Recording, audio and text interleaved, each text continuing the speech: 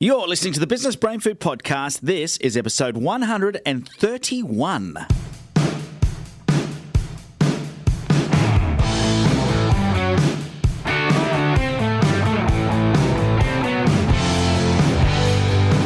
Welcome to the podcast that gives you direct access to the world's leading business building experts. Head to MaxMyProfit.com.au to catch up on past episodes, download your free business growth tools, and access show notes for every single episode.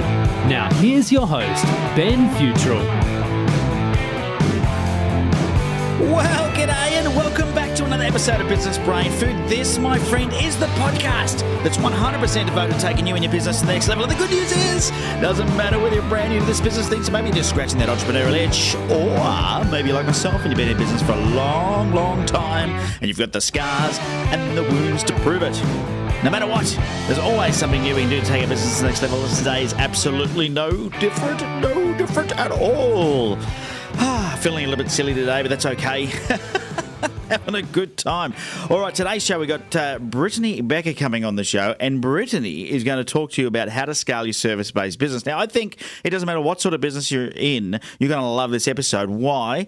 Because for the first time in 131 episodes, I've got somebody coming on teaching us how to use groups on Facebook and LinkedIn to grow our business. And she's also going to talk a bit about how to scale a business if you're a service-based business, i.e. you deliver some sort of service to clients to get paid for it, and struggle with how to grow that business because, of course, it relies on you. So, by talking to Brittany, you're going to learn about how Brittany has scaled her own service-based business, some of the tricks and tips that Brittany has used, not just to attract new clients, but also then to make sure those clients are being serviced whilst the business is still growing and not working 14 hours a day. So that's it's going to be pretty cool. Now, on the subject of Facebook groups, I want to remind you that we do have our own Facebook group, and I'd love to see you in there. It's facebook.com/groups/businessbrainfood. You can go to businessbrainfood.com.au, and there is a link, I think, in the About page, about the podcast page, that you can click on.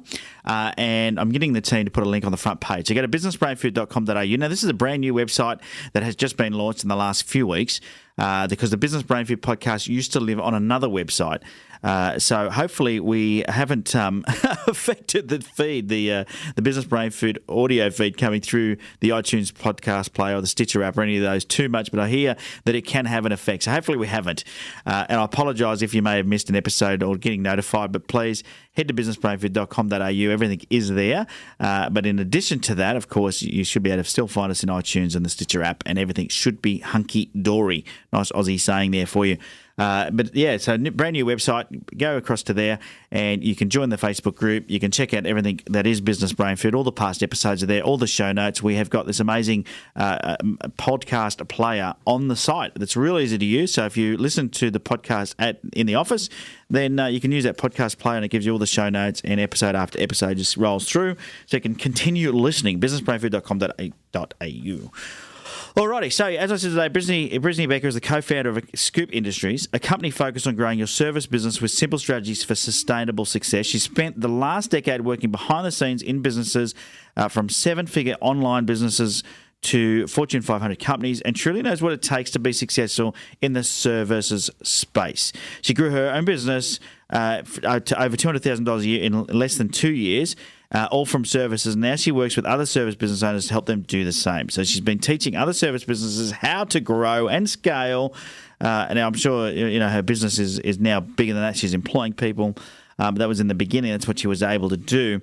And, we're going to talk a bit about how to utilize groups, in particular Facebook and LinkedIn groups, to generate leads, because that's something I know a lot of people struggle with. And it was great to have somebody on the show. It's the first time in 131 episodes, believe it or not, that I've had somebody that utilizes those groups to generate a lot of clients and sales. So we're going to talk about that. And then we're going to also talk about scaling your service-based business without working crazy hours, because so many people do that. So without any further delay, let's get Brittany onto the Business Brain Food podcast so you can learn more and then you can earn more, as this guy says. Learn more to earn more. So I'm excited to welcome Brittany to the Business Brain Food podcast. Welcome to the show, Brittany. Thank you. I'm very excited to be here. Hey, my absolute pleasure, and I can't wait to get stuck into talking about how to grow a service-based business, and in particular using digital marketing. We'll get to that in a second. Now, before we do that, though, I want you to share with us that little something quirky. And I ask every guest this same question. You're not going to escape, and that is for you to share something quirky about yourself. It's time for something quirky. And now, something quirky. Okay, so I don't lead a very quirky life, but one of the things that's kind of my party trick, or the fun thing that I tell people, is I actually read lips. And so I'm a very fluent lip reader, and I don't have to have the audio. So I'm very useful in very noisy situations or situations where you can't hear people. What a great skill. Now, how did that come about? Are you with somebody that was hard of hearing, or was it just something you learnt, or? I actually was born hard of hearing, and I wore hearing aids up until about I was the age of maybe 21, 22, something like that. And since then have just, learned to adapt a little bit. And over some time in my mid-20s, not sure how or why, but my hearing improved quite a bit. So, that's why I can still be here on audio with you and adapt as well. Well, isn't that great? But what a great skill to have. You could be. It's a fantastic skill. You could be in a room full of people and know what someone on the other side of the room's talking about. So you could be like a spy, a secret agent. Yes. I've had many thoughts about what an alternative, life path could look like as a coach spy. And do many friends come up to you and say, "Hey, Brittany, what are they saying over there?" Yes, that's usually after people know I can do that, they will ask, or either they'll say something themselves to see if I can actually do it. I must confess, I definitely would be doing that. Yes. I would definitely do that anyway. We're not here to talk about your quirky fact. That's fantastic, though. What a great. I think it's more of a skill than a quirkiness. But anyway, tell us a bit about Scoop Industries. Now, you're co-founder of Scoop. Tell us a bit about what Scoop does. Sure. So we are a small business that helps other small businesses. And we do that in a couple of different ways. We run a digital marketing agency where we provide website, email marketing, content marketing, social media, all of that for small-based businesses. A lot of them are service-focused. And then we also have an arm of the business where we really mentor and help other service-based business owners grow their business with a focus on services versus online courses and things like that, even though those may play a role in the future of where they might take their businesses. Yeah, great stuff. Now, you yourself are a small business that has been through this growth process, haven't you? I mean, when did you start Scoop Industries? How long ago was that? Yeah, so we actually started Scoop Industries. I have a business partner, and we started Scoop officially about a year and a half ago or so, beginning of 2016. And we had both separately been on our own in companies for a few years. Myself, about 4 years on my own, and my business partner, about 13. So we then decided to join forces so that we could scale and grow a little bit more of what we were both looking for in terms of our own businesses. And great stuff. And how have you found using digital marketing yourself to grow your business? Has that been like a real pivotal point for you guys? Absolutely. So we are 100% virtual. So my business partner is located in Canada. I'm in the States, and we have full-time employees in Canada, in Colorado, and basically, throughout North America. So we are 100% digital, and we also get a lot of our referrals and leads and all that from our website, from social media, from outreach, done over the internet. It's kind of cool how we can, interact digitally and market our business and be able to bring in clients that way as well. All right, so maybe let's have a bit of a chat about that to start with, because I know there's a lot of service-based businesses listening to this podcast that are struggling to use the online world to generate leads. So can you take us a bit through, how a service-based business should be representing themselves online and some of the things they could be doing to be getting leads? Absolutely. So one of the things we talk about in our service-based business map, if you will, is that a lot of times when you start out, people tend to get focused on what we call the elevate phase, which is really about visibility, where you're working on, writing blogs and getting a website and logos and all of that. And that's very important. I do think that you need to have at least a, landing page or something that can represent you. but you don't want to spend too much time there. You actually want to get going in what we call the engage phase, where you're out there finding those clients. And there's a few different ways. I know for myself personally, I have used Facebook groups and LinkedIn as some great lead generation sources. And the way that we tend to go about finding these leads is, I build a relationship first and foremost. And then, if there is a fit for what we can do, have a conversation with them. It's a quite organic thing. It's not a cold outreach sort of thing where, you're sending notes to every one of your, contacts on Facebook, or, just sending out blasts on LinkedIn, because that can be annoying as well. But really taking the time, to establish those relationships, just as you would if you were in a face-to-face offline business environment as well. Yeah, it's interesting you say that. I know I get a lot of connections on LinkedIn, for example, and as soon as I accept the connections, then I get this really long message as to why I should buy from that person. And I find that's a really impersonal way to do business. So you recommend definitely don't do that. No, definitely don't do that. And the way to utilize LinkedIn is really to find groups that are relevant to what you do and become involved in those. And if you have let's say you do something very specific. So let's say you're an illustrator or an animator, you have a certain niche that you go after. You can set up a wish list or like a top 20 list of people that you want to work with. And, it's the same idea as if you were in person. You don't want to come off, I hear people talk about it in the sense of the dating game a lot. And then, not to overuse that analogy, but it relates itself very well. So, you're not going to just walk up to some random person on the street and, kiss them if you have never, interacted with them. You want to reach out, find those people. And if you're going to send cold messages, we've had clients and colleagues be very successful that way. You need to tailor it in a big way so that it's obvious that it's not a copy and paste, cut and dry, like you said, a bot, almost like a bot of some sort that's sending it out as soon as you hit accept. Yeah, because it's a very, very impersonal thing. I'm interested to hear your thoughts on this. I mean, you've spoken just about groups, and we'll get stuck into a little bit more about that, because I don't think I've ever had a guest talk about how they utilize groups to gain clients. But I'm interested to hear, do you do paid digital marketing, or is all your focus on working inside groups and building relationships? We do some paid digital marketing as well, in terms of, advertising and paid lead generation. Yeah, like a pay-per-click campaign, yeah. Yeah, I don't do a lot of paid per click. We don't do a lot of pay per click in our business currently. I had a past life doing that for really, really big brands, CPG brands like, Kraft and Procter & Gamble, and working with fancy algorithms years ago. That's not something that we focus on in our business, because we honestly we don't need to.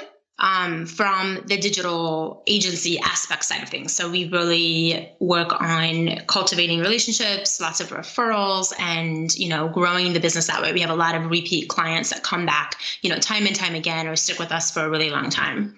We do some Facebook advertising, we do Pinterest advertising, but we don't do very large scale pay-per-click. Yeah, great stuff. All right. Well, maybe we could talk a bit about how you're utilizing these groups, because I'm interested to find out exactly what it is you do. So you join a relevant group, whether it be on Facebook and LinkedIn, and then what do you do, Brittany? Well, you kind of want to sit and listen to the group, right? So once you find a group, and I'm going to use Facebook because that's where I personally have had most of my success. There have been some LinkedIn groups that have proven themselves relevant, but Facebook attempts to get better traction. So you search around. There are tons and tons of groups. You want to, start maybe with a list of 10 to 15, join them, and kind of feel it out, right? Is this where you want to be? Are the people in the group, are they around your target market, or could you be of value there? Is it going to essentially benefit you? And you'll probably whittle that down to, anywhere between 2 and 5. And then from those groups that you want to focus on, really taking the time on a daily basis and popping in there and providing value, being of service. So the best way that you can get people to notice you is to, help them and help others, and even the leaders of groups. And you want to check the guidelines. Some groups don't like, certain posts or certain promotions or anything like that. But even the group leaders really enjoy it when you're in there helping interact and answer questions in the group, because that helps their group stay active and engaging, and people want to come back for more. So in a lot of groups, they do, might be business. If you're doing a business to business, it might be a little bit different, but you can go in there and help them with, let's say someone has a question on how to set up, a really simple email funnel or something. It might go in there and give them, my tips, and, this is what I would do. And, if someone they also post things that are more fun, engaging, hey, what are you going to do this weekend to celebrate? Or, what was your one big win from this week? And just becoming part of that community so that you become known for being helpful and being of service. But then you also, when the time comes, you can make that ask. You can easily say, in our case, we do email marketing, we do lots of funnels. And so we can say, if I had been part of this group, I can say, oh, this is how you set it up. I really like these two programs. If you have any questions, feel free to, send me a message. I'd be happy to elaborate. Something to that effect. So it becomes part of the natural progression in that relationship that you're building inside that group, just as you would if you were offline. Yeah, great stuff. Now, what sort of time are you investing in doing this on a daily basis? Is it a couple of hours? Is it half an hour? Have you got a limit, or do you just jump in there and whatever it takes, it takes?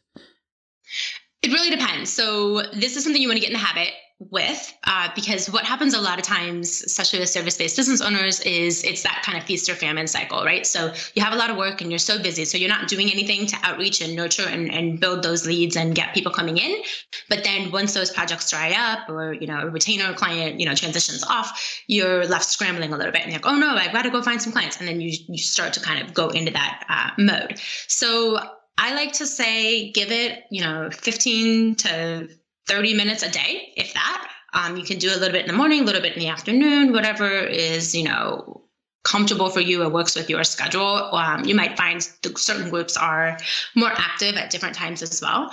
And, then if you're in a phase of your business where maybe it's a little bit drier, or you are getting ready to wrap up a project, you've got a little bit more time on your hands, then you can go in there and you can spend a little bit more time.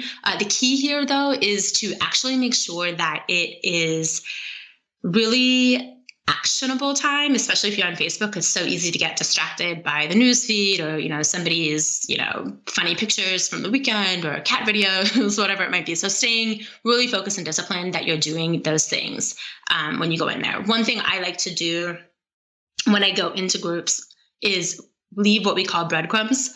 And that's basically just commenting on some other posts and being of service, just like I was talking about earlier, so that at the end of that half hour, or at the end of the hour, whatever, however much time you're putting forth, you have something to show for it. So you can actually go back and say, you know what, I didn't just go on Facebook and say I was trying to find leads, because I think that's a really slippery slope if you're not disciplined about it.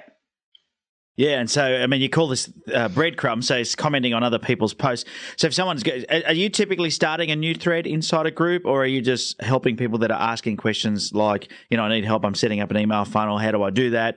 What strategy have you got when you go into these groups? It depends, again, on the group. So some groups have very blatant no promotion rules. And so that means they don't want any outside promotions in there. Some groups have what they would call like a promotion thread, a given day of the week, or, a certain time of the day, or whatever that might be. And you can certainly post on that. But there are a lot of groups that, you can certainly, promote yourself, whether you have a service opening up, or you can talk a little bit about what it is that you do. So it really does depend on the group, but we do, post in groups that allow for promotion. Hey, we have, we're taking on 2 new content clients this quarter. If you're interested in content, reach out to us. This is what we can do for you. Or if you know anyone that would be interested, feel free to send them our way. But it's a lot of times just going in and being a part of the group. And it may not always be 100% related to what it is that you do. So let's say I was really focusing on email marketing and funnels. If there's a question about content marketing that I can answer, I'll answer that question as well. It's not that you just have to do that, but it's that you're visible, you're top of mind, so that when you do make an ask, it's not the first thing that you're asking for. You have been there and been providing service and been a part of the community as well. Yeah, great stuff. So you're sort of being proactive in many ways. Now, what about groups that won't let you advertise at all? Do you still find them useful? Is that somewhere you should invest your time if their group policy is no promotion? Would you still be a part of that? Can you find clients in there still?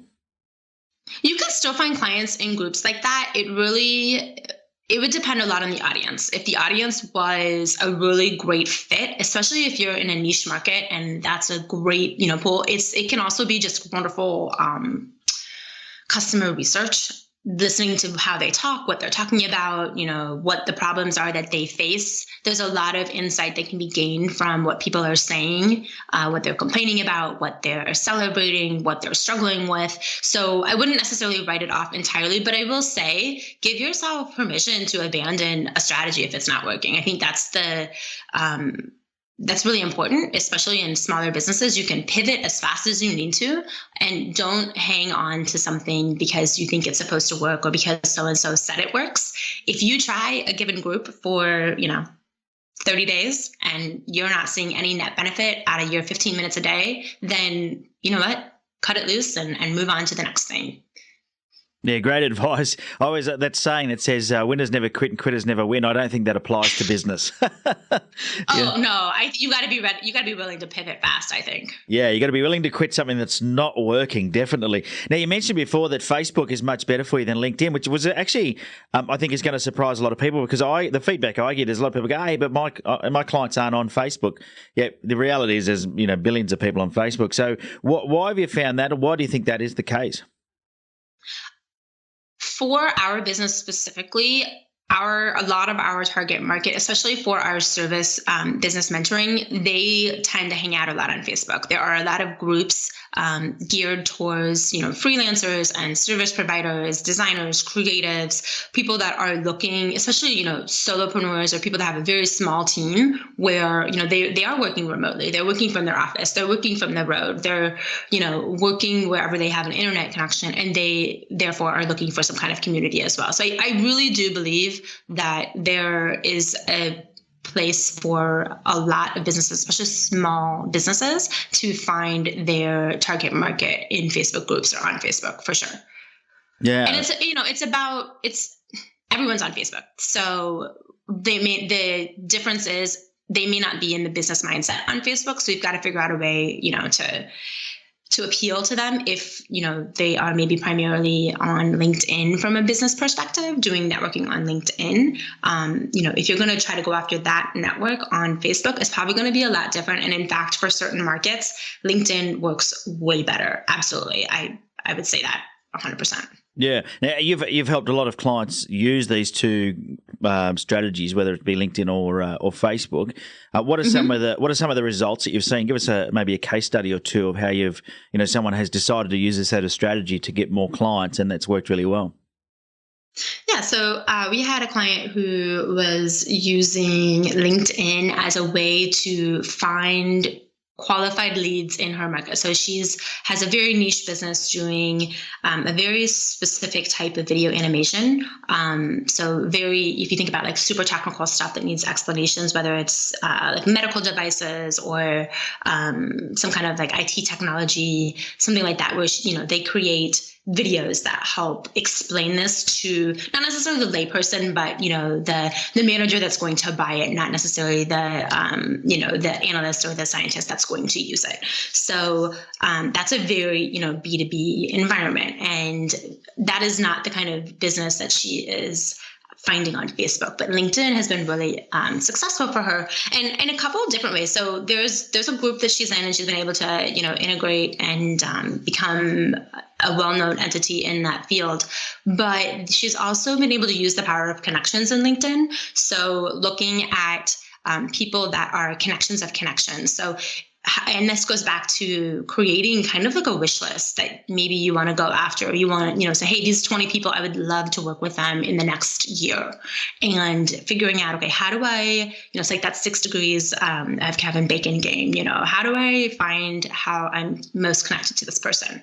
And she was able to reach out to a few of her first connections that had a second or third connection that they could introduce her to that was inside company she was going after to land this new business. And so that proved to be a really effective strategy for her in that environment where she was looking more to get into bigger businesses, not just another small business that maybe only has a few people. Yeah, and so this is all by just putting, 15 to 30 minutes a day into this strategy? Exactly. Yeah, great stuff. Great stuff. Now, I mean, one of the things you said before was it's either feast or famine, which I think a lot of service-based, personal service businesses in particular would understand, is that, you go out there and you go and you find your clients and then you're busy delivering the work.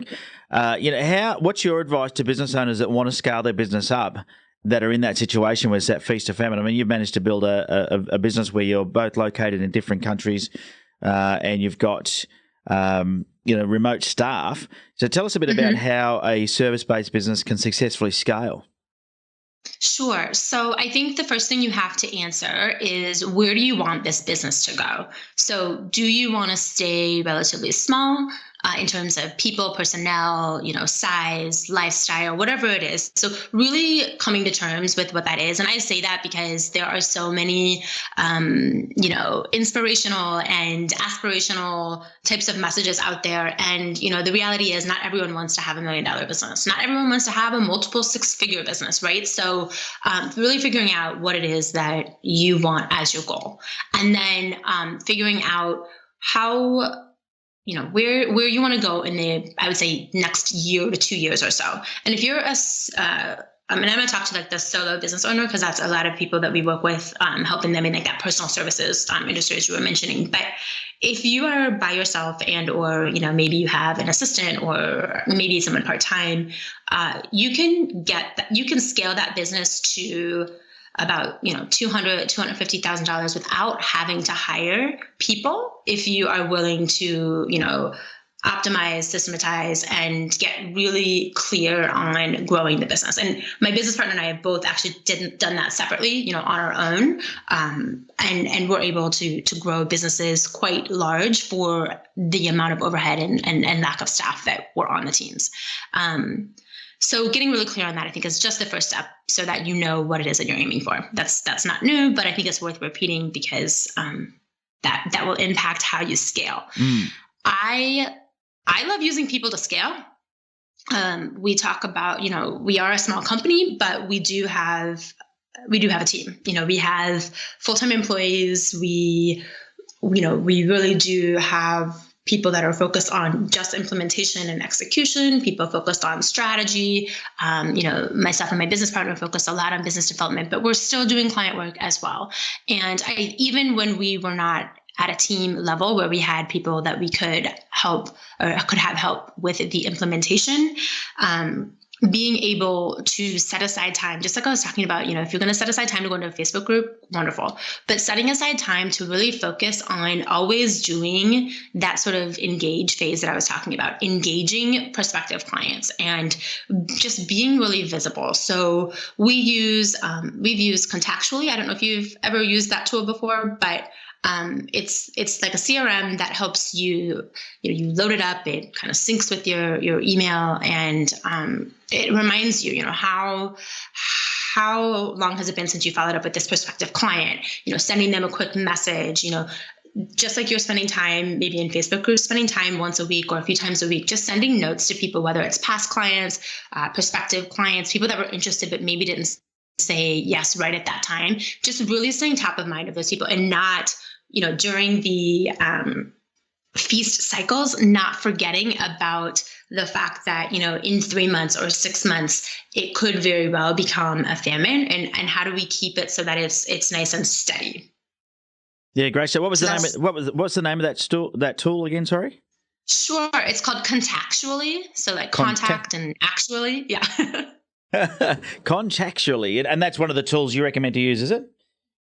Yeah, it's one that if you've got a lot of leads and you find it really hard for you to follow up, we have some people that just love to use a spreadsheet. But if you're the kind of person who is not going to go in and remember to use the spreadsheet and look at what you've done last, Contactually makes it fun. It's a game. You can kind of gamifies it a little bit for you. And it's a really great CRM and kind of sales pipeline software that we do like very much. Great stuff. So get clear on your goals. I think that's an important one. Like I said, it's worth repeating because people quite often get starry-eyed by seeing all these success stories and go, I want to build this great big business, when really, you've really got to be passionate about doing that, haven't you? Because it's not an easy task.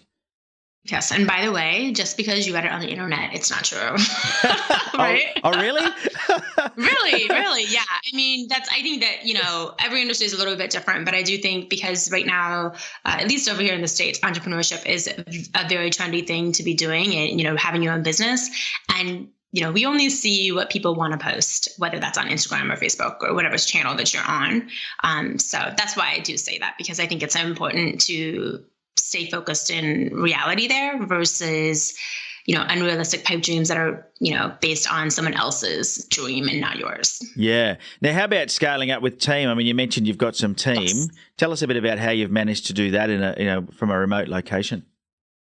Absolutely. So my first hire in my business when I was on my own was actually a full-time employee. I didn't, go after getting an assistant or, part-time. I was very much willing and ready to get someone that could help me basically do. Because I knew for me to scale the service business that I wanted to scale, I needed to free up some of my time so that I could do a lot of these things that I'm talking about, going out there and just staying top of mind, generating referrals, doing business development.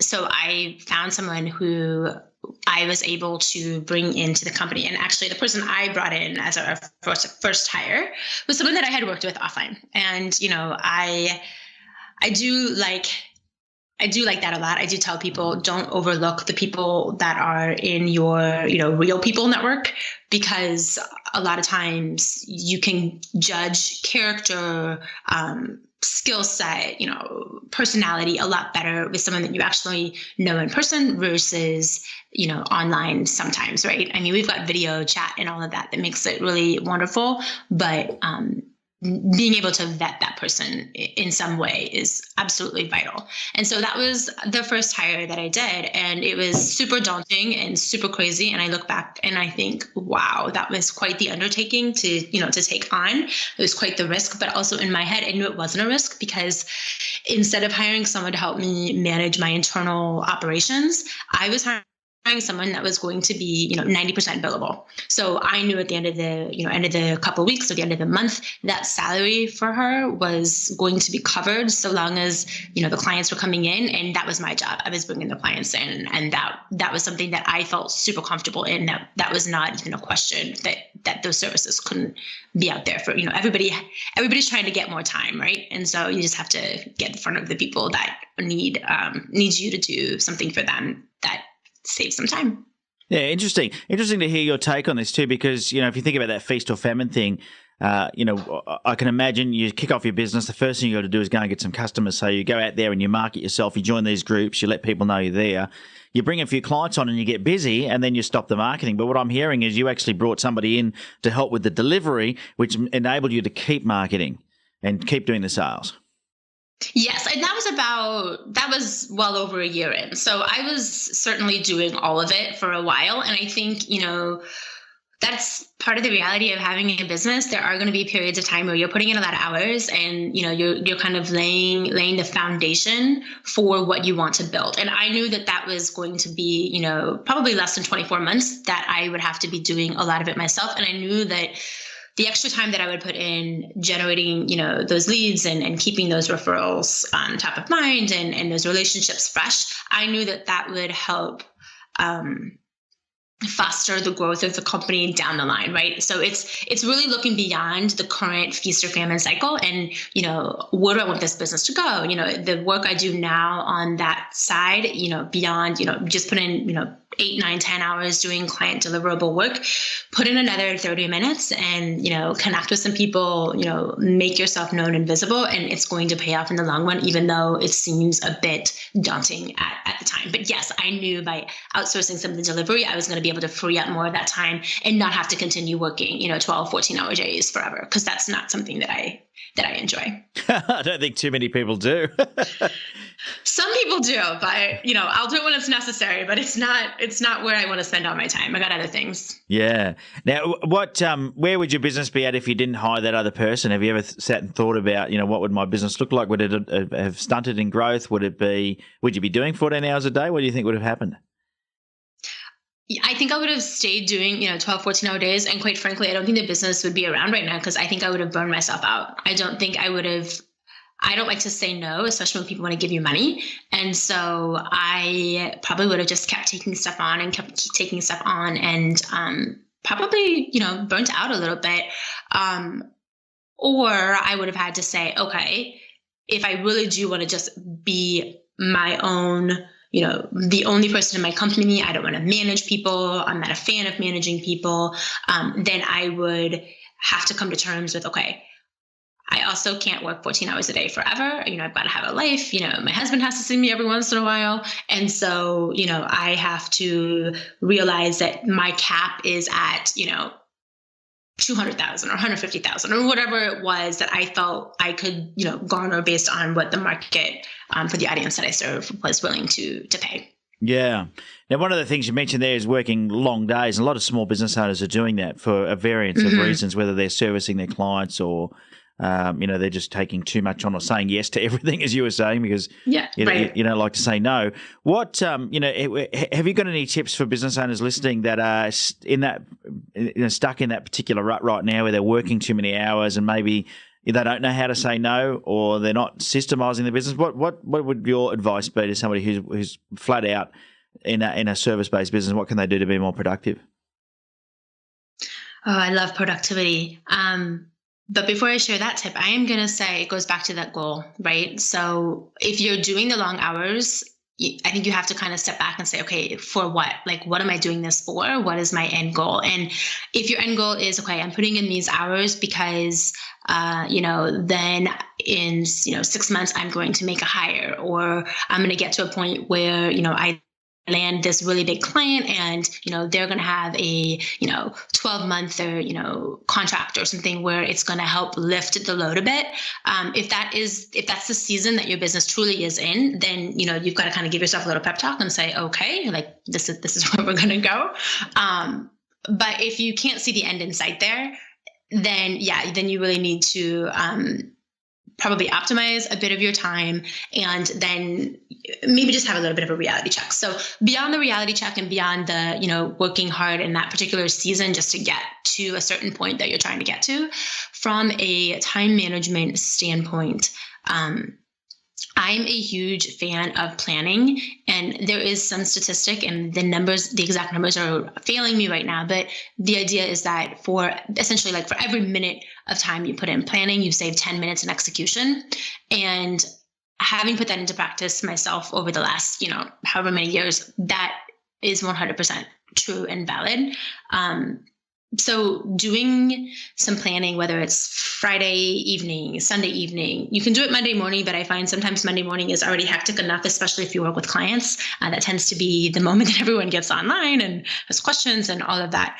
And really getting focused. So I love to plan in 12-week chunks. We are really big on kind of the 12-week year, which is a fantastic book if you haven't read it, or if people are interested in this, but it's a fantastic book. And the idea is that you're condensing 1 year into 12 weeks. This is not a new concept. I know that, a lot of people talk about this, but it really does, with good reason, it really works, because you can only have, let's say, 3 or 4 main goals in a given quarter. And everything that you're working on has to back up to that. I'm a big fan of an idea hiatus. I'm a big fan of, putting your blinders on and staying really focused, especially 12 weeks it goes by like that, right? It goes by so fast, but you can get so much done when you're being really focused. So that would be I think that's my number one tip, would be get a lot more focused on your planning. Look at it at a 12-week chunk instead of a year-long goal, because a year is just too big of a time to tactically plan and execute so that you can reach those milestones. Yeah, great stuff. Music to my ears. And we, on all our programs, we bring our clients together for 90-day planning sessions, funnily enough, every 90 days. Yeah. And it works great. It works great because then you can get focused. And the same thing that you said there that I agree 100% with is only have 3 or 4 key goals in that quarter. Otherwise, you're going to overload yourself. Yeah. And then if it doesn't reach, if the thing that is in front of you, whether it's an email or an offer or a friend wanting to have coffee or, someone wanting to pick your brain, if it's not directly related to one of those goals, then you say no. And that definitely takes some practice, but you got to get comfortable with, holding your boundaries too. Otherwise, everyone else will take what they need from you and then you'll be left with, nothing, being burnt out. Yeah. And so the other thing that you said there, which I'm interested to hear more about, is you're a fan of the ideas hiatus. So what happens during the quarter if great ideas come in and you get this temptation, but you don't? What do you do with these ideas? How do you park them? Sure. So this is a problem probably for every business owner, Absolutely. at least at some point in their journey, right? My business partner is especially notorious for having lots and lots and lots and lots of ideas. But you can create an idea parking lot. You can open up a Google Doc or an Evernote note, a page in your planner if you like to do it on paper or a notebook. I have one of those big Post-it sticky notes on my wall. And if something comes up, I just write it on a Post-it note and I stick it on the wall. And I know that it's there. It's out of my brain. It's not, I don't have to keep thinking about it to take up my precious, brain real estate. But then at the end of the quarter, when I'm getting ready to do my next plan, then I take a look at that and I say, oh yeah, these ideas. What's also fantastic about that, and this is something that my business partner, Maggie, has said before, but you get to see that idea there and it sits there for a little bit. And then you realize, yeah, that wasn't the best idea I thought it was when it came to me at, 3:00 in the morning. So it gives you a little bit of pause on it as well. Yeah, which is actually a good thing. And I think, your business partner's phenomenon of having these ideas, I think a lot of entrepreneurs suffer from that. I call it the bright light syndrome. Yeah. We always fly towards the next bright light like a moth. Yes. That movie, what was that mirror where they get squirrel? They get the Yes. It's like there's one with all my ducks are not in a row. There's squirrels and they're running everywhere. They're just all confused. But yes, shiny object syndrome. It's wait, what? Huh? And I think that's really, yes, especially for entrepreneurs, because we all have a lot of ideas and, that's why we do what we do. But at the same time, in our current state of society with social media and, really quick updates and, Instagram stories and Snapchat and all of that, it's so quick and it's so fast. It's so hard to keep attention, and that you really have to exercise that focus skill if you want to take your business to the next level, if you want to scale it, if you want to grow it, if you really want to be successful and achieve your goals with your business, you've got to be focused. Yeah, great tip there. Great tip. And I heard that word focus was an acronym. I can't remember who from, but follow one course until successful. Ooh, I like that. Yeah. And which really brought that whole focus thing into play. Now, we are just about out of time, Brittany. I'm mindful of that. How can people find out more? Sure. So our website is scoopindustries.com. There you can find everything that we do on the digital agency side of us, as well as our mentorship and masterminds that we do for service-based business owners. And you can also find all of our social media channels there as well that you can follow along and tune in with us. Yeah, great stuff. So we'll have that in the show notes. So if you want to go along and check that out, you'll be able to go to businessbrainfood.com.au. It's episode 131, and all those links will be in the show notes. But of course, you can go to scoopindustries.com, check it all out there, especially if you're in a service-based business, and you can work with the team over there at Scoop. And I'm sure you would help them with things like setting up which groups to be in and how to be proactive in those groups and get clients through that way and through using different marketing mediums, which would be, I think a lot of people would be interested in knowing about. Yeah, we love helping people through the process of finding clients, booking clients, wowing their clients, and then elevating their business as well. Amazing stuff. Well, thanks so much for coming onto the Business Brainfood podcast. I think the listeners would have got a huge amount out of that, especially learning about how it is, because it's always good to hear firsthand about how you've scaled your business, because other people can learn from your experience, which is awesome. Absolutely. Thank you very much. It's been a pleasure. All right, the only one thing left to do, Brittany, and that is the 60-second scramble. Are you ready for that? I think I am, yes. All right, well, let's start the clock. What's your favorite book? 12 Week Year is my favorite business book. Yeah, I'm gonna have to go and find that now. I hadn't heard of that one, funnily enough. So good. Yeah, going to go look for that one. What's your biggest addiction? Oh, chapstick. Chapstick is your biggest addiction. Okay. I think so, yes. Do you have a hidden talent besides lip reading? I can walk on my hands. Does that count? That is very cool. Yeah, that definitely does count. What's your favorite movie? Ooh, I really like American Beauty. That one has stuck with me for a very long time. Your favorite drink? Ooh, a Moscow Mule right now. Okay, favorite app on your phone? Headspace. Headspace. Never heard of it. I'll have to check that one out. Oh, it's a meditation app. It's awesome. Oh, good stuff. And if you were crayon, what color would you be and why? Ooh. I would probably be a blue crayon because I really love water and I love the sky. And I don't know, when I see blue, I just feel calm. Fantastic. All right. Well, once again, thanks for coming on the Business Brain Food podcast. It's been absolutely brilliant having you on, and all the best in the future. Thank you so much. Business Brain Food.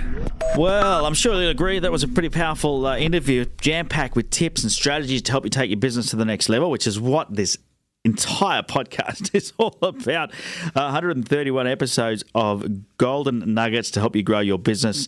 Now, if you are a new listener, hopefully you enjoyed that show. Make sure you go back and listen to the past episodes. If you've been listening in for a while, thanks for tuning in for 131 shows now. It's been absolutely amazing spending this time together. Now, if you do enjoy the show, please head into the iTunes store or the Stitcher app or wherever you want and leave a review. You can also do it on the Facebook page. Let people know a bit about the Business Brain Food podcast, why you love it and why they should listen to it, and that helps me immensely as well. It gives me some feedback so I can get some sort of an idea of what you are enjoying, what you're not enjoying. Love to hear from you. Of course, you can go across to businessbrainfood.com.au if you want to contact me directly and ask a question, and you can do that there, and I will do my best to get back to you ASAP.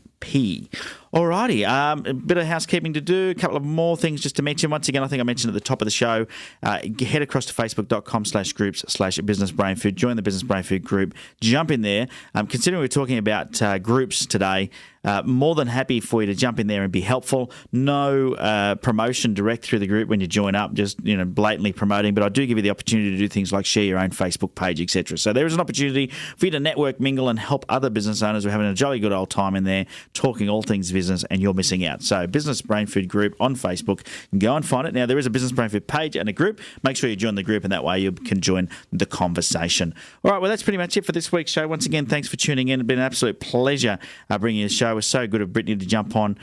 These guests from the USA, typically, it's nighttime for them, so they're taking time out of their personal life to come and share their knowledge with us, and I think that's absolutely awesome, and it was great to have Brittany on today to share those tips and resources with you. Head to scoopindustries.com to find out more.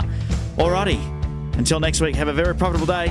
I've been Ben Futrell. You've been absolutely fantastic for tuning in and listening. Cheerio. You can fly higher than the sky, shine brighter than the stars. You can live all you ever